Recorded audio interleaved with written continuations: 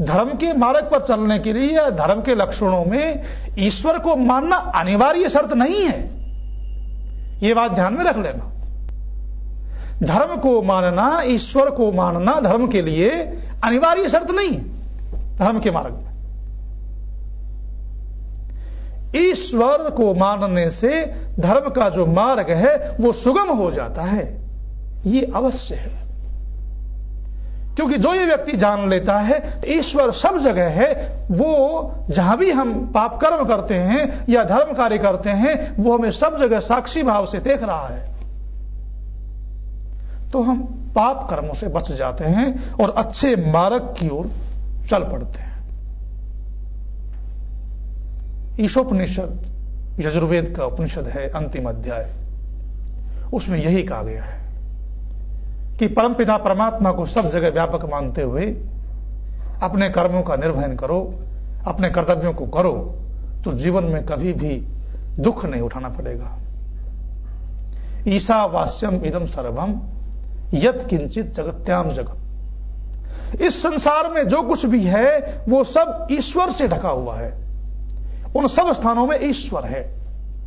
इसलिए ईश्वर को साक्षी मान करके यदि कर्म करोगे तो तुम कभी भी संदेह भाव में नहीं पड़ोगे। अगला मंत्र यह कहता है कि ईश्वर को साक्षी मान करके कुर्वन्ने वेह कर्माणि जिजी विशेषतंग क्षमा। वेदोक्त धर्मयुक्त कर्मों को करते हुए 100 वर्ष तक जीने का प्रयास करो।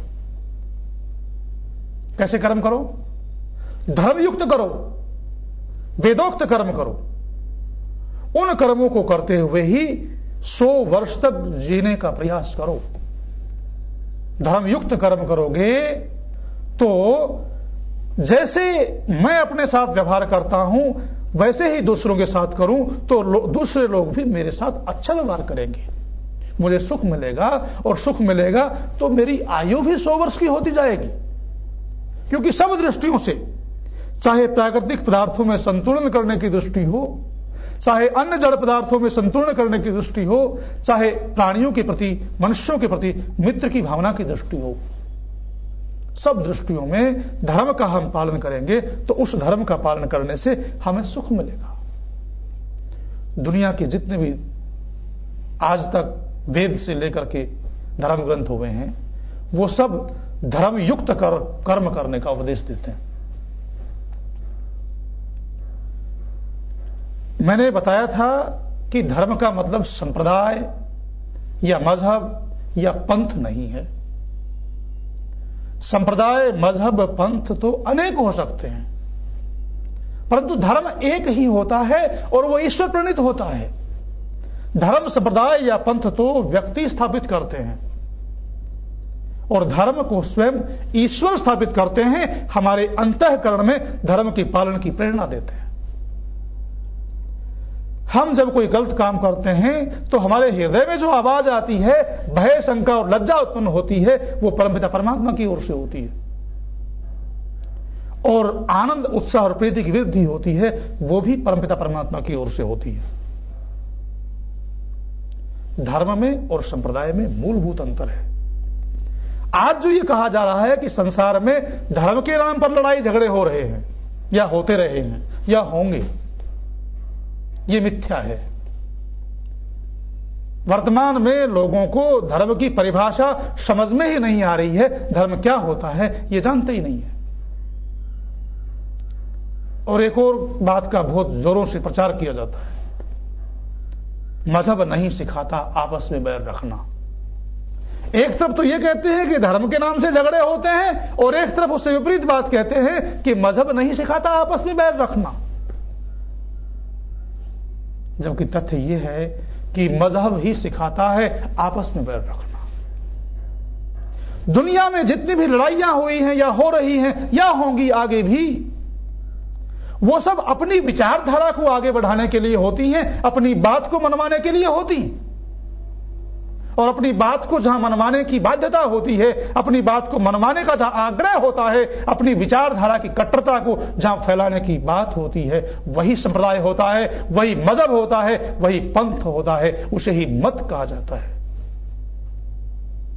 यही कारण था कि हमारे देश भारतवर्ष में विदेशी लोग एक हाथ में अपने संप्रदाय की पुस्तक को लेकर के और एक हाथ में तलवार लेकर के यहां आए थे। उस तलवार के बल पर और उस अपने संप्रदाय की पुस्तक के बल पर सारे देश को अत्याचार से युक्त कर दिया था, सारे देश पर अन्याय ढाया था। वो धर्म के नाम पर नहीं हुआ, संप्रदाय के नाम पर हुआ। धर्म तो ये सिखाता है, धर्म तो ये कहता है, हे प्रभु, धर्म का अनुयायी, वेद का अनुयायी, सनातन धर्मी प्रातः उठते ही मैंने बताया था कामना करता है, हे प्रभु सर्वे भवन्तु सुखिनः, सब सुखी हों,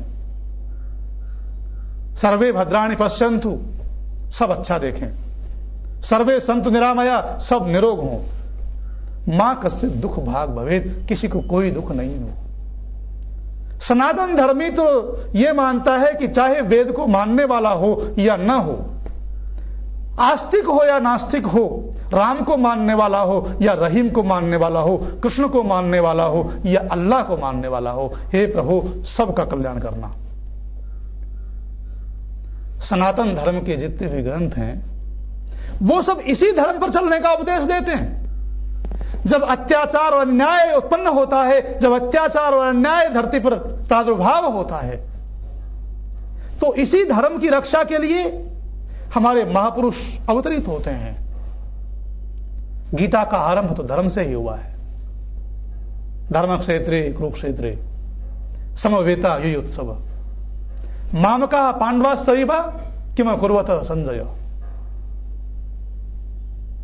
धर्म क्षेत्र में, कुरुक्षेत्र में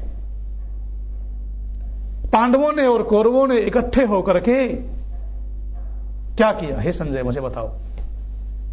धर्म से प्रारंभ होता है, क्योंकि अन्याय और अत्याचार किया जा रहा था, कर्तव्यों का ठीक ठीक पालन नहीं हो रहा था, दूसरे के भाग को, दूसरे के हिस्से को हड़पा जा रहा था, द्वेषाग्नि सुलग रही थी। भगवान कृष्ण ऐसे समय में ब्रह्म स्थिति को प्राप्त होकर के अवतरित हुए थे। और क्या कहते हैं गीता में, परित्राणाय साधूनाम विनाशाय च दुष्कृताम धर्म संस्थापनार्थाय संभवामि युगे युगे।